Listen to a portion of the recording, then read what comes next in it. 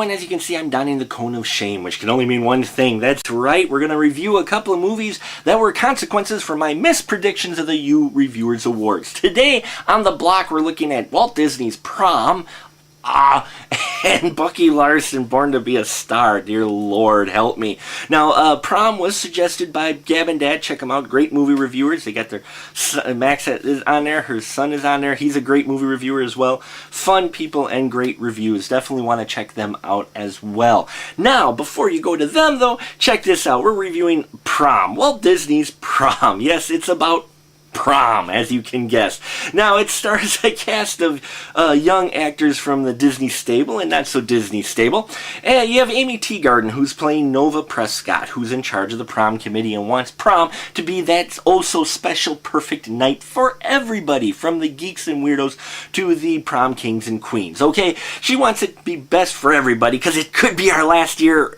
Enter other high school cliche line about prom. You also got a storyline in there about the two geeks. Okay, only this time they're not sci-fi geeks, they're music geeks, which I couldn't really get to. But, okay, and you got one of the geeks who are their best friends, and then one of them, you know, is fallen for this girl and wants to start to date her and go out with her, and of course there's that conflict there, all right? And then, meanwhile, the beautiful girl he's trying to get a date with actually has a relationship with the most popular guy in high school who's going out with this other girl in Prom. Folks, Walt Disney's Prom plays out more like a Disney TV movie than it does a mega picture big screen film. Okay, this does not need the film big screen treatment at all. I'm surprised Disney felt the need to with their popularity of their direct-to-video line as well as their TV stations. They would have got, I think, better reception there. It's just too predictable. I mean, I know I'm not the demographic for this movie. I understand that, okay? But even if I was the demographic,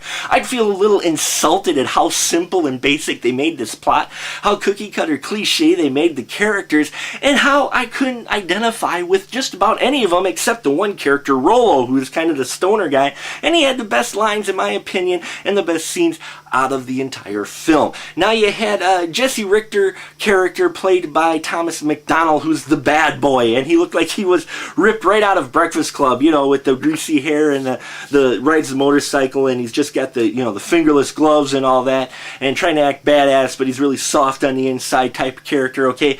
The problem is I couldn't help looking at Thomas McDonald and thinking he looked like the love child of Eric Bana and Johnny Depp. I'm sorry, but he does, especially in this movie. It's very predictable, very cheesy and cliche, okay? There's very few moments that will surprise you, if at all, and while there are a few chuckles, it's definitely one just for the teenagers where the parents can put this movie in, feel safe, and leave the room, because you're not going to be able to sit through this film without having some hard liquor, which the kids will keep trying to drink off of, because they'll be like, man, this movie just blows. Dad, give me that drink.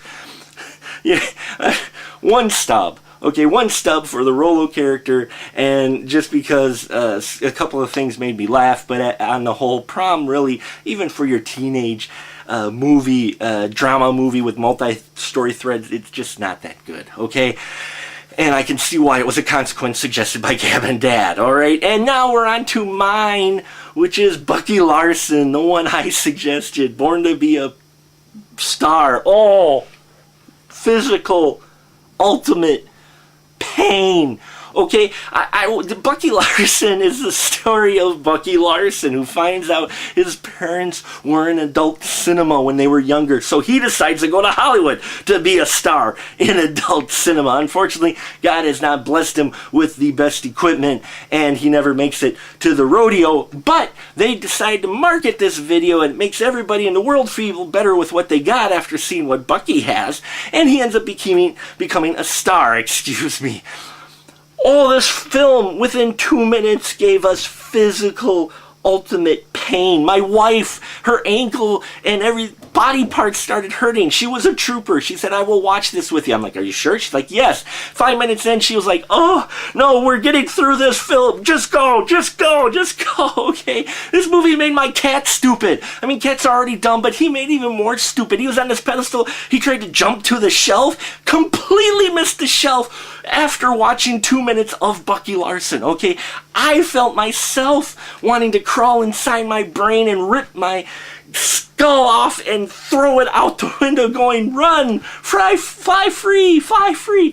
Folks, Bucky Larson is awful. I don't know. And it's got stars. It's got Don Johnson and Christina Ricci and Stephen Dorff in it. I mean, what were they thinking? Were they just in it for the money? It had to be because, I mean, Adam Sandler, what the hell, man? I mean, this movie was just, I mean, sure, it had a few rude chuckle moments in it, but not a whole lot. It was painful. It was awful. It made Master of Disguise look like Schindler's List, okay? Folks, avoid Bucky Larson, Born to be a Star. Most painful movie I've had to watch, which is saying a lot, okay? But it'll make your cat stupid, cause your significant other's physical pain, and it'll reduce your IQ to pudding. And that'll about do it for us here at the Final Cut. Till next time, folks, keep that ticket stub.